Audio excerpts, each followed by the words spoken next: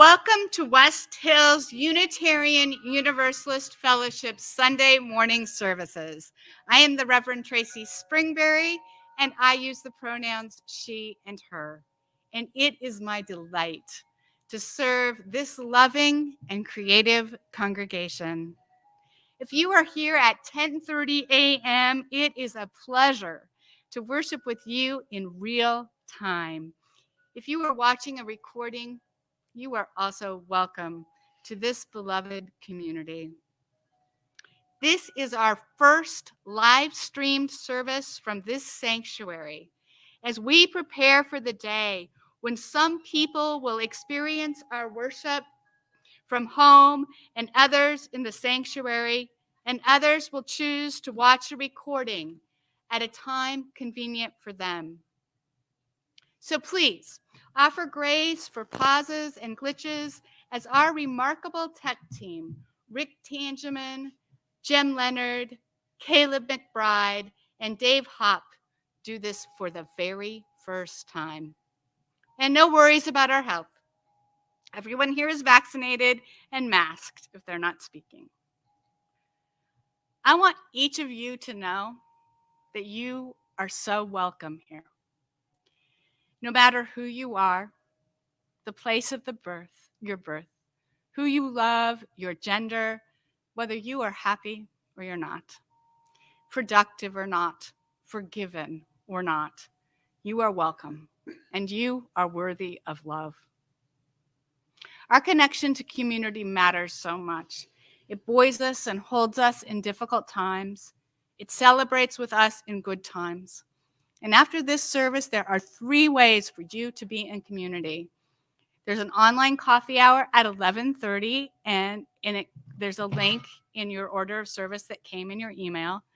An in-person coffee hour at Wolf as soon as you can drive here after the service. We will also be celebrating water communion from 12 to 2. Bring water from somewhere important to you, and your kitchen tap might be just the place. And you'll pour it into a common vessel and take some of Wolf's water shared and blessed from water communions before. If you are new and this is your first time and you want to get to know our community more, please contact Pat Lyken, our administrator. Her email address is on our website. Now we will hear from our truly delightful auction team.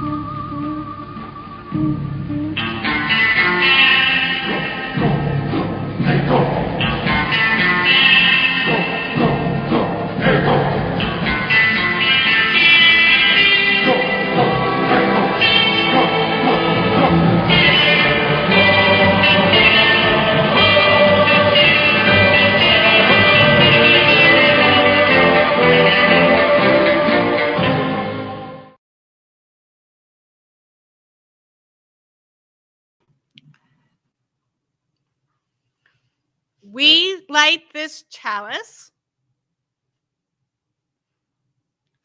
for our community and for all the delights we find here. Let's say our affirmation together. Let us open our eyes to see what is beautiful. Let us open our minds to learn what is true. Let us open our hearts to love one another.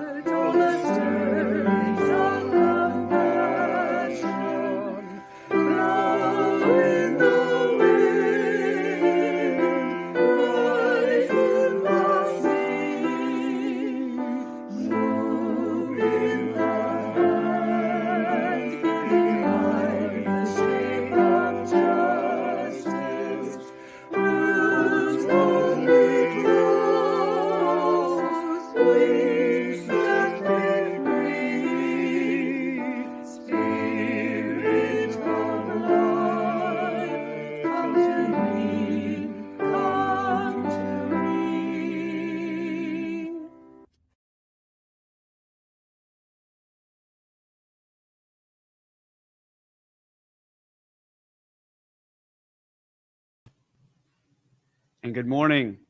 My name is Brad Hewitt. My pronouns are he and him and his. And it's my delight to be your lay leader today on this beautiful Sunday morning here in Portland. I'd like to share an opening reading from Lee Young Lee. From blossoms comes this brown paper bag of peaches we bought from the joy at the bend in the road where we turned toward signs painted peaches. From laden boughs, from hands, from sweet fellowship in the bins, comes nectar at the roadside. Succulent peaches we devour, dusty skin and all. Comes the familiar dust of summer, dust we eat.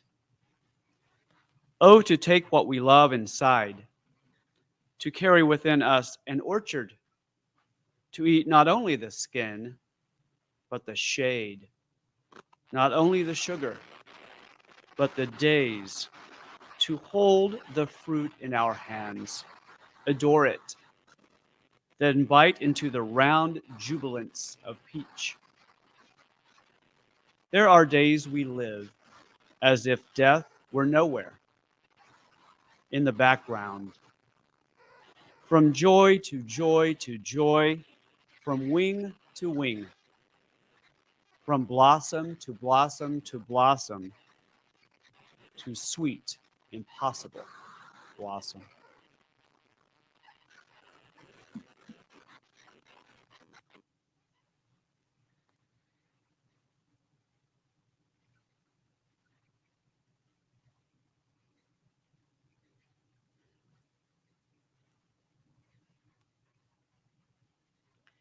Our story this morning is called Layla's Happiness, written by Marie Hardream Talley.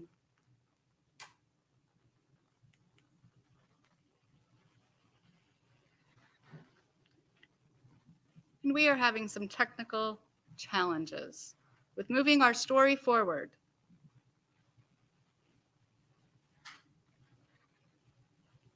Let's try again.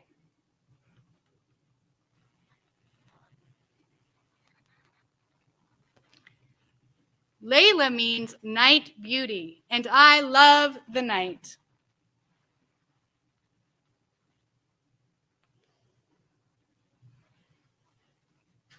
Not sure why our story does not move forward, everybody. This is our first time doing this, but we will continue with it any moment. Maybe it's a delay. Okay. Yeah, I don't know why it's not working. Layla means night beauty. I love the night.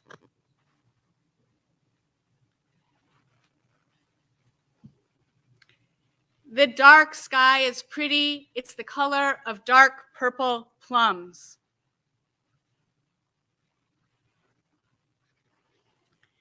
And the full moon, well, it's my favorite. It sits with the sky like a wishflower sister. If I could reach the moon, I'd blow on it and wish to play the trumpet well without having to practice at all.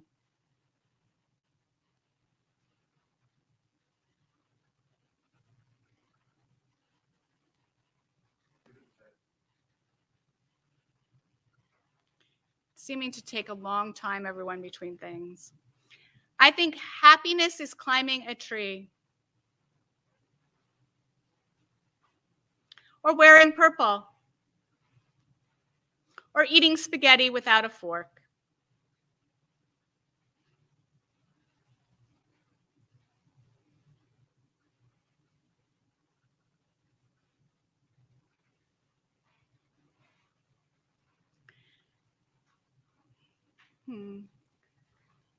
Now it's gone to the end of the book, and I've been kicked out of StreamYard. You can just read it. Can we put a picture up and you can just read it? Yeah, I'm going to bring it up in PDX so I can just read it. I could act it out. Yeah, it's not going to load. Could I just read it into the microphone? Okay. Hey, everybody, we're having some technical difficulties with doing the PowerPoint, so I'm just going to read you the story. We're not going to have pictures, unfortunately. It's my dad when he talks about growing up in South Carolina, and my mom when she reads me poetry. Happiness is planting a tomato seed and watching it grow in my favorite place, the community garden down the block.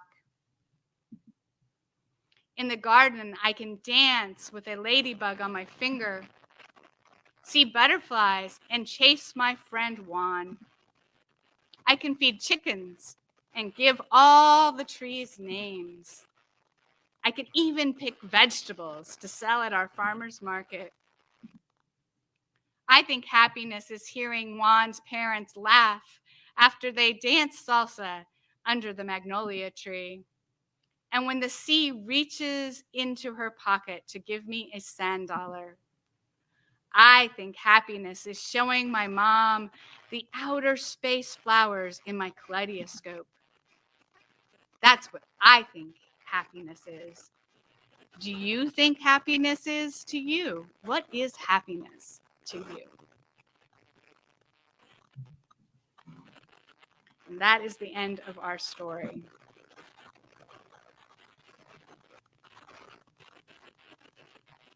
We will now have time for prayer and meditation and reflection. Dear Spirit of life, let us remember to every day be grateful for all that makes our lives possible. The green leaves. They take the energy from the sun and turn it into sugar, making all life possible. They offer shade. They absorb the carbon that is heating our planet. They are beautiful. Let us say thank you for leaves. Let us remember all that delights us. The glint of sun on water, the smile of a baby, the face of those we love. Let us say thank you for them. Help us to hold the pain of the world. In Afghanistan, where there is so much pain and loss and fear, in communities where wells are no longer pumping water, with those who fill the hospitals and cannot breathe, in those who wait for the hit of Hurricane Ida. Help us to be those who transform the world to a place where those in pain are cared for and love abounds. Now is the time in our service where we speak the names of those that we are holding in our hearts. You can speak those aloud in your home or put their names into the chat so that we can all hold them in our hearts. As we do so, I will light our candles of joy and sorrow.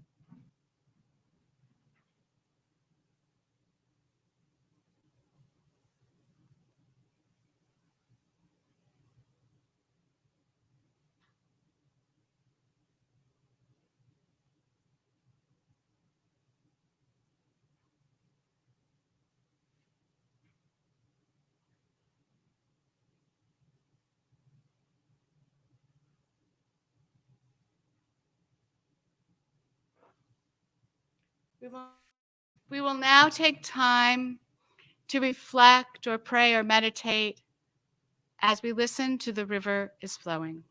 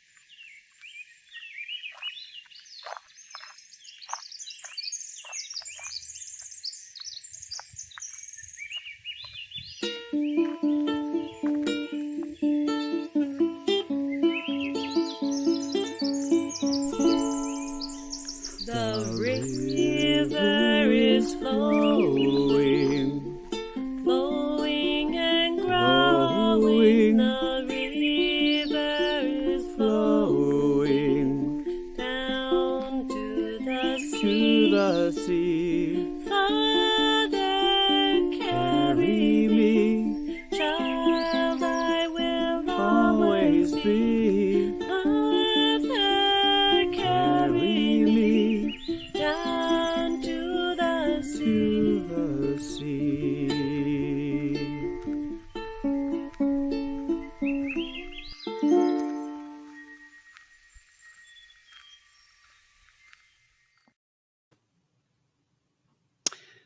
We have a reading by Ross Gay, who wrote the Book of Delights.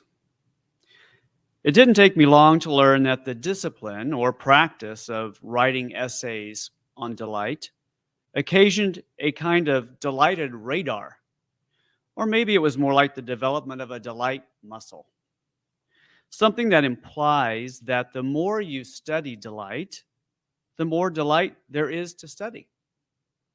Which is to say, I felt my life to be more full of delight, not without sorrow or fear or pain or loss, but more full of delight.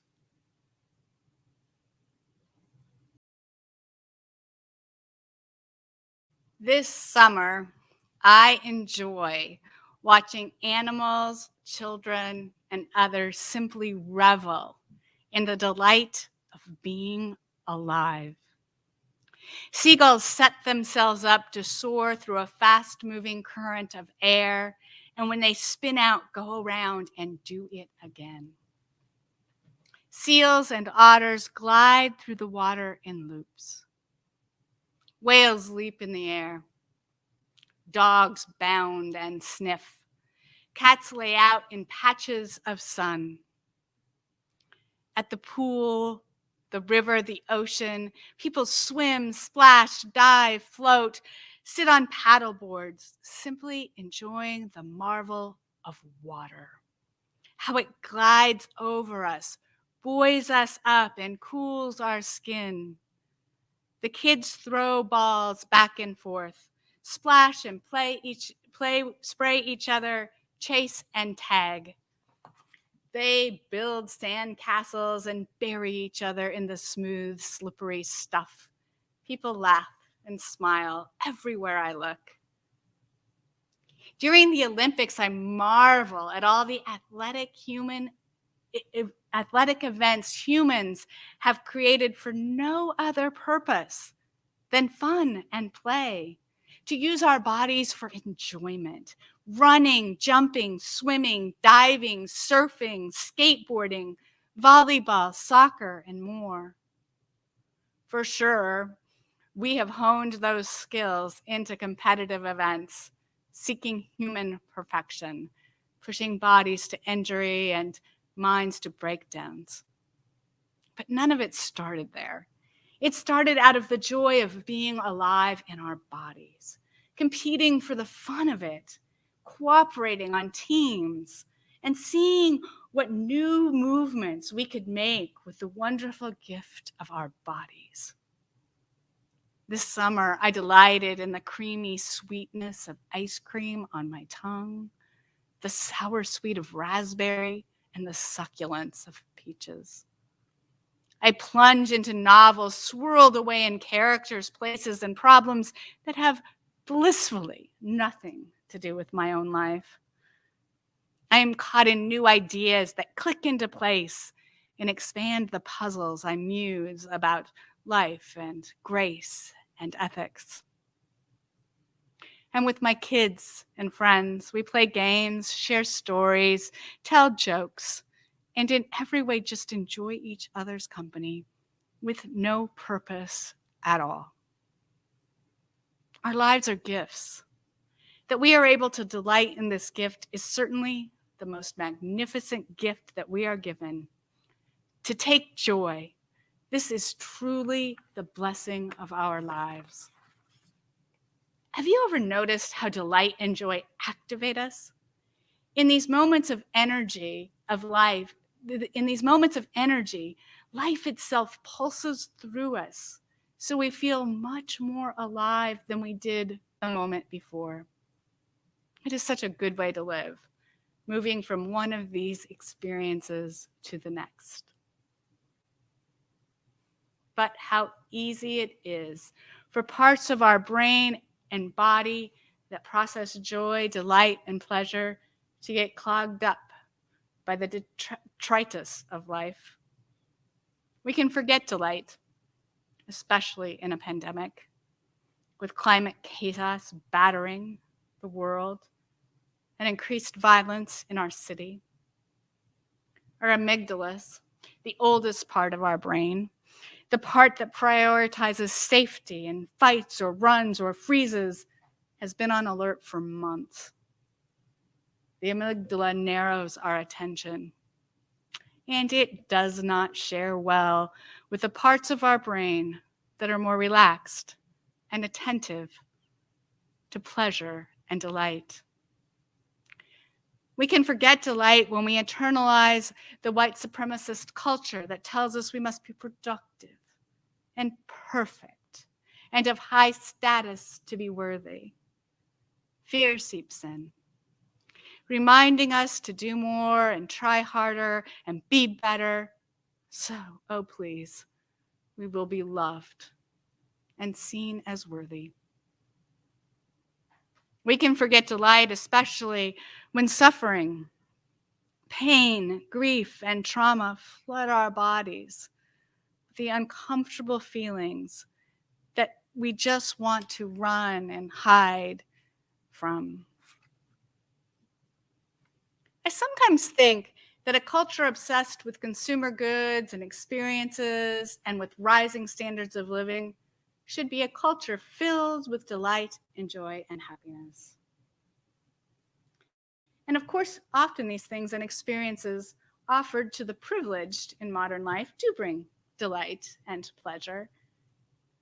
The fact that I have enough money for gas and a decent car means I can go to the ocean and the mountains. I take great pleasure in farmer market fruits and vegetables, produce not available to those without transportation and discretionary income. And I will guiltily admit that I get joy from high-end cooking items, at least when they first show up in my life. However, for all of us, consumerism as a societal given often comes with underlying messages about unworthiness and required status objects, and the need to be productive in the right ways in order to have enough stuff and experiences to feel fulfilled. Delight and joy are not actually connected to possession of things or exceptional experiences.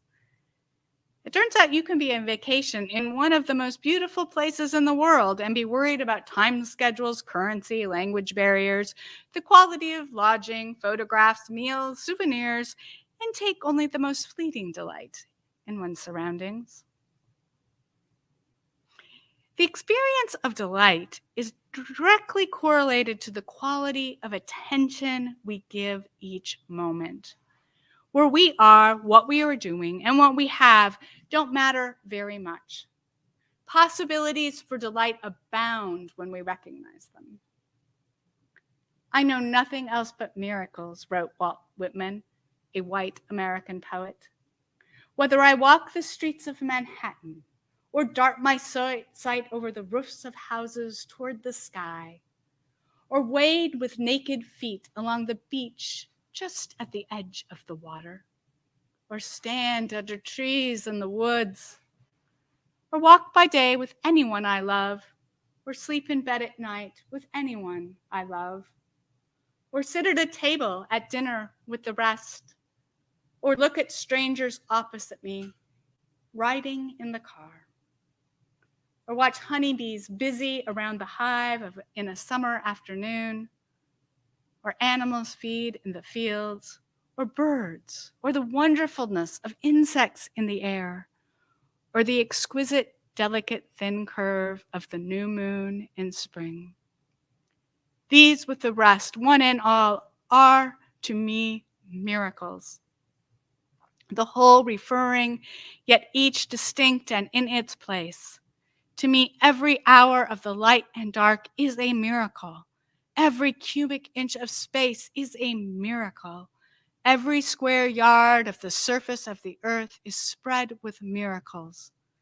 Every foot of the interior swarms with miracles. All of these miracles, or we could easily say delights, that Whitman sees are ordinary. It is his attention and attitude that experiences them as delightful, as miracles, as worthy of his gratitude and awe. The experience of delight or joy or pleasure do not require a perfect life, or even a happy one, or one free of suffering. They require our time and our attention. They require our decision to notice. The high value put upon every minute of time, the idea of hurry, hurry as one of those most important objective of living, is unquestionably the most dangerous enemy of joy, wrote Hermann Hesse, a white German writer. My advice to the person suffering from lack of time and from apathy is this: seek out each day as many as possible of the small joys. As simple as this sounds, it's not necessarily easy. We get trapped in the spells cast by circumstances and fears or traumas. You know, things like a worldwide pandemic that simply will not end. As white American Buddhist teacher Pema Chodron writes, rejoicing in ordinary things is not sentimental or trite. It actually takes guts. Each time we drop our complaints and allow everyday good fortune to inspire us, we enter the warrior's world. We can do this even in the most difficult moments. Everything we see, hear, taste, and smell has the power to strengthen and uplift us. Ruskin, a Black American poet, decided a few years ago to write an essay each day on something delightful. He published 102 of these in a collection titled The Book of Delights. He says that more delights than he could write about clamored to be the topic of his next essay. The result was his life became delightful. This was true even though the circumstances of his life changed not at all. In fact, he writes in one essay, I'm trying to remember the last day I haven't been reminded of the inconceivable violence Black people have endured in this country. Still, he delights in his garden and with his friends and seeing bobblehead toys and drinking small cups of espresso and even licking the cup and watching fireflies. His delight sometimes becomes an act of defiance. He writes, one of the objectives of popular culture, popular media, is to make Blackness appear inextricable from suffering and suffering from Blackness, which is clever as hell if your goal is obscuring the efforts, the systems, historical and ongoing, to ruin Black people. But he continues the essay, and the delight? You've been reading a book of delights written by a Black person, a book of Black delight, daily as air. Adrienne Marie Brown, a Black American activist and writer who wrote the book Pleasure Activism, makes a similar point, that for those who are Black and brown and have for centuries had their bodies used for the pleasure of others, from sex to house cleaning to cooking and serving, that claiming their own pleasure and joy is an act of resistance against that system.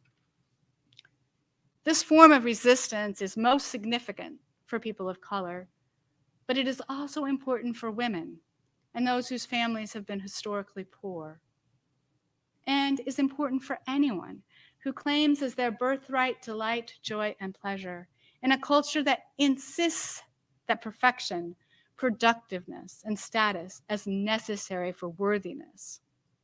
We are often taught that only after we achieve these things do we deserve joy and happiness. To delight is to be enlivened on our own terms. Delight connects us with others and the world. When I am delighted by the hummingbird who dips its beak into the tall blue flowers outside my door, for that moment, all there is me and her and the blue flower. In that flash of existence, I am one with them. When I am delighted by the taste of coffee in my cup, I am open to all that made that cup possible. The earth, the coffee plant, cultural knowledge about how to grow, roast, and brew coffee, the farmers, and the global system that brings me so far north, seeds grown in the tropics. This is one of Ross Gay's insights. He said in an interview, the more I look at this book, the more I think about that it's a study of interdependence. So often the things in the book that delighted and delight me are things that shine a light on interdependence or shows how interdependence is constantly happening. Like a kid wanting to high-five me, thinking I'm doing my homework. I feel like some of what delight is these momentary flashes on the web that connects us all. Of course, there are plenty of examples of people who delight in a person or animal or place and harm them by caging and controlling and not considering the delight and needs of the other. Brown, in her work, invites us to experience pleasure and joy, but also to ensure that others have the freedom and space and interconnectedness to experience delight. To delight means of light. To delight at the cost of anyone or anything is to bring pain, not joy, not light. So we always must take care. Now in these days, when hospitals are overflowing, sun shines, a virus spreads rapidly, the air is silky and warm and not too hot, when fires burn out of control and garden tomatoes burst with flavor, this is the time to turn to delight. So many of us are tired and discouraged. So why not attend to what delights us? I don't mean what numbs us or keeps us on the couch, but brings us a surge of joy or a purr of pleasure and wakes us up, even for a moment, to wakefulness and aliveness. It's hard to tell sometimes the difference. That chocolate ice cream, it is so easy for me to pull from the freezer before my favorite Netflix show. Is that delight or is that numbing? It can be delightful, and maybe the first few bites many pints ago was delightful. I really know that this ice cream is just to make me feel less bad. It doesn't really bring me alive. Consider, what brings astonishment and wonder? What activities fill you with joy and pleasure? Who are the people who delight you? We are blessed with a marvelous congregation, a community of people who holds us in good times and challenging times and reminds us of what we value most in the world. What brings this community to life is what delights us as we connect with each other. What brings you alive? What aliveness do you want to bring to this community? As we go forward, recreating ourselves in these times of trauma and challenge, we must start here. What brings us alive that connects us with each other and with life. That's one of the attributes of love. And that's our most foundational purpose, to bring more love to ourselves and to the world. Traditionally, this day is chocolate and fruit communion. In that communion, each of you walks to the front of the sanctuary, and I offer you chocolate and fruit, two of the sweet gifts of life. I say to you, for you, the sweetness of life. Today, I cannot offer you chocolate and fruit, but do recommend that sometime this week you take time to delight in each of these. But I can offer you the sweetness of life. So take a deep breath and let it out. And hear me as I tell you this truth. The sweetness of life is yours. It is your birthright as a living creature on this earth.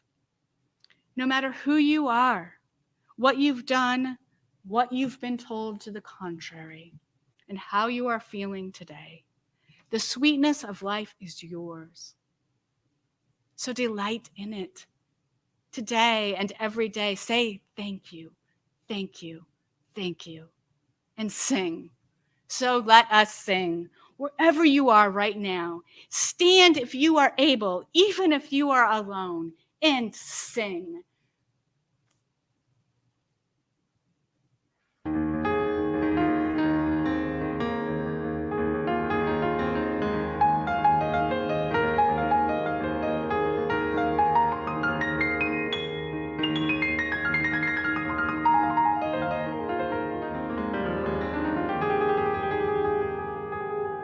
A one and a two and a three. Now let us sing to the power of love. Sing, sing, now let us sing to the power of love. Sing, sing, lift up your voice.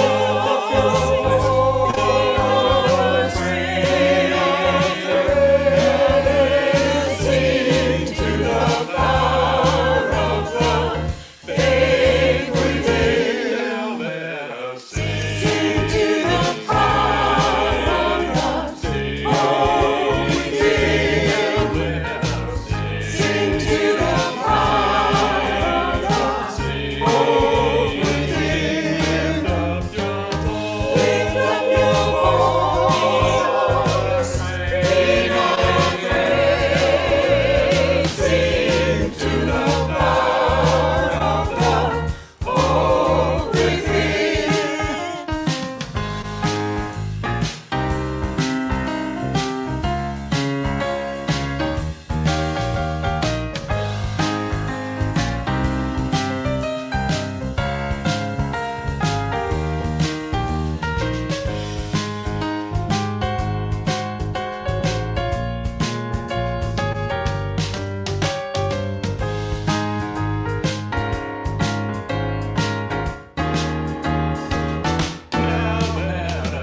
You got to sing to the power of love within. Don't you know you gotta sing to the power of love within. Lift up your voice, oh no, don't be afraid. Oh, don't you know you gotta sing to the power of love. Sing to the power of love. Sing to the power of love. Of love. Oh, sing to the power of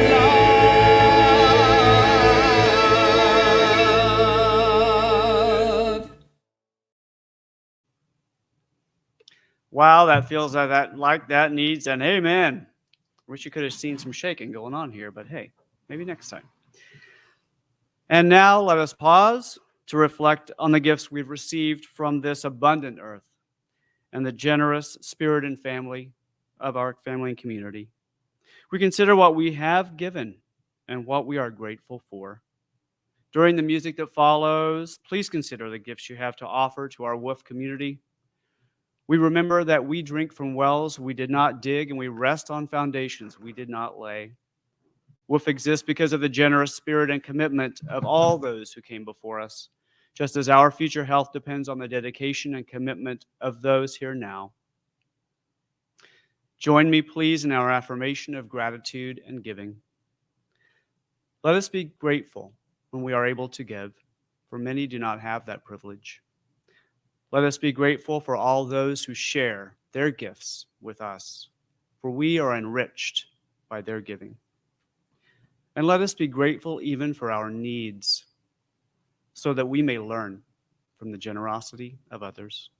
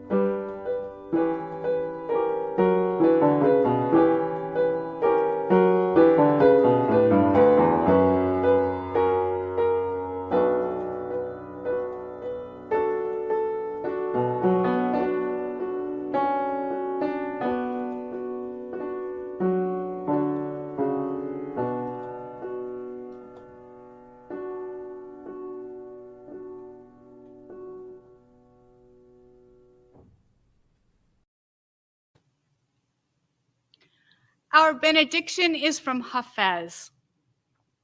Go for a walk. If it is not too dark, get some fresh air. Try to smile. Say something kind to a safe-looking stranger if one happens by. Always exercise your heart's knowing. You might as well attempt something real along this path. Take your spouse or lover into your arms, the way you did when you first met. Let tenderness pour from your eyes, the way the sun gazes warmly on the earth. Play a game with some children. Extend yourself to a friend. Sing a few songs to your pets and plants. Why not let them get drunk and wild? Let's toast every rung we've climbed on evolution's ladder. Whisper, I love you to the whole mad world. Let's stop reading about God. We will never understand him. Jump to your feet, wave your fists, threaten and warn the whole universe that your heart can no longer live without real love. I extinguish this flame, but not the flame of our faith that asks us each day to grow more love in our lives and in the world. May this flame stay alive with you every day until we meet again.